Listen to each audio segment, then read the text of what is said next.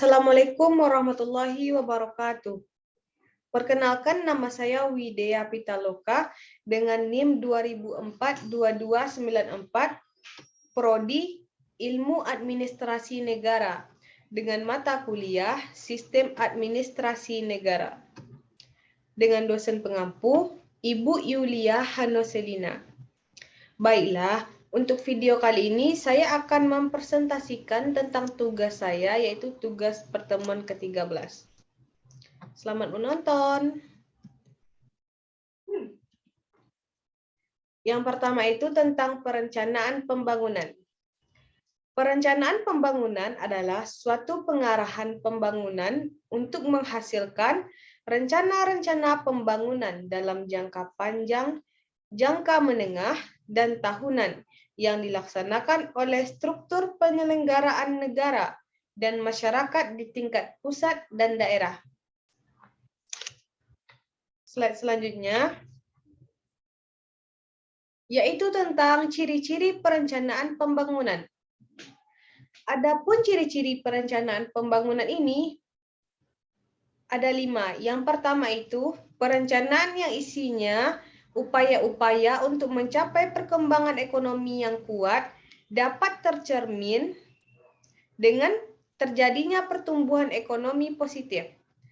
Yang kedua, ada upaya untuk meningkatkan pendapatan per kapita masyarakat. Yang ketiga, berisi upaya melakukan struktur perekonomian. Yang keempat, mempunyai tujuan peningkatan. Dan yang terakhir, adanya pemerataan pembangunan.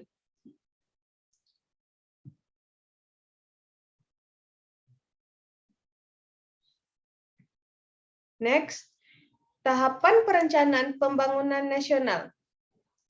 Ada 4.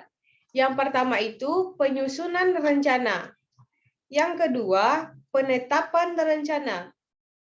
Yang ketiga, pengendalian pelaksanaan rencana. Dan yang keempat atau yang terakhir, evaluasi pelaksanaan rencana. Lanjut, kelembagaan sistem perencanaan pembangunan nasional. Ada 4 poin penting. Yang pertama itu A. Presiden menyelenggarakan dan bertanggung jawab atas perencanaan pembangunan nasional. B. Dalam penyelenggaraan perencanaan pembangunan nasional, Presiden dibantu oleh Menteri. C. Pimpinan kementerian atau lembaga penyelenggaraan perencanaan pembangunan sesuai dengan tugas dan kewenangannya. Dan yang terakhir, Gubernur selaku wakil pemerintah pusat mengkoordinasikan pelaksanaan perencanaan tugas dekonsentrasi dan tugas pembantuan.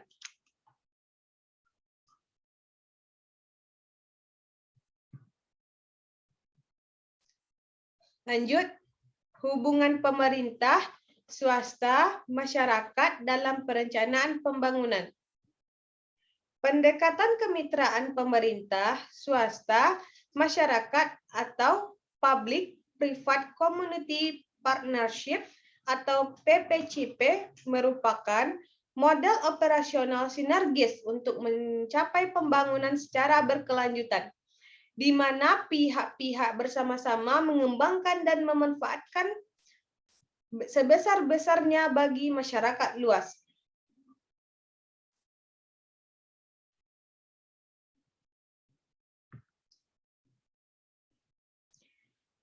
Lanjut, dalam kerangka tersebut, sektor swasta akan mendapatkan keuntungan dalam jangka panjang dengan inklusivitas perimbang antara rantai produsen dan konsumen. Sektor publik akan mendapatkan keuntungan dengan tambahan sumber daya dan nilai investasi serta keterjaminan partisipasi dan kepemilikan antara pihak, sedangkan masyarakat akan memperoleh manfaat dengan perolehan keterampilan, pengetahuan, dan teknologi baru. Masuk ke slide selanjutnya tentang Sustainable Development Goals atau SDGs. Sustainable Development Goals merupakan kelanjutan dari Millennium Development Goals yang berakhir pada tahun 2015. MDSG merupakan hasil kesepakatan para kepala negara dan perwakilan dari 189 negara dalam sidang PBB di New York pada bulan September 2000. Yang menegaskan kepedulian utama masyarakat dunia untuk bersinergi dalam mencapai tujuan pembangunan milenium pada tahun 2015. Ada 17 Sustainable Development Goals. Yang pertama itu menghapus kemiskinan, mengakhiri kelaparan, kesehatan yang baik dan kesejahteraan, pendidikan yang bermutu, kesetaraan gender, akses air bersih dan sanitasi, energi bersih dan terjangkau, pekerjaan layak dan pertumbuhan ekonomi, infrastruktur industri dan evaluasi atau inovasi, mengurangi ketimpangan, kota dan komunitas yang berkelanjutan, konsumsi dan produksi yang bertanggung jawab, penanganan perubahan iklim, menjaga ekosistem laut, menjaga ekosistem darat, perdamaian, keadilan, kelembagaan yang kuat, kemitraan untuk mencapai tujuan. Baiklah, cukup sekian presentasi saya untuk hari ini. Saya sudahi. Wabillahi taufik wal hidayah. Wassalamualaikum warahmatullahi wabarakatuh.